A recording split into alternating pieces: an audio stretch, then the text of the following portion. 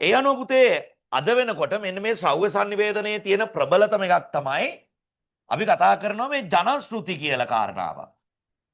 දැන් ජනශ්‍රුති අද ලංකාවේ තියෙන ප්‍රධානම හේතුව තමයි පුතේ ශ්‍රව්‍ය sannivedanය.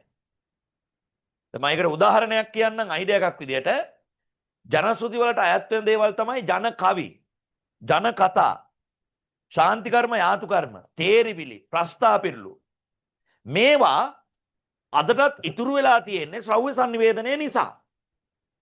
උදාහරණයක් විදිහට ඕවා පොත්පත් වලින් නෙමෙයිනේ පුතේ ගොඩක් වෙලාට එන්නේ. ඒ කියන්නේ දැන් පොතපතක තියෙන්න පුළුවන්. නමුත් ඉස්සර එහෙම නෙමෙයිනේ. දැන් මේ පැලේ ඉඳන් අර පැලට කවියක් කිව්වා.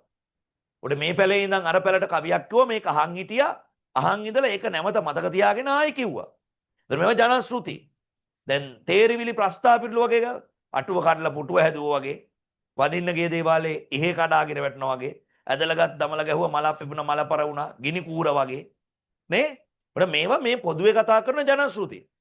ඒතර මේවා මේ සමාජය ඇතුලේ තියෙන ප්‍රධානම හේතුව තමයි පුතේ මොකක්ද? ශ්‍රව්‍ය sannivedanaya කියන කාරණාව. එතකොට මේ ටික සමස්තය අපිට කතා කරලා ලියන්න වෙලාවයි මදි උනේ.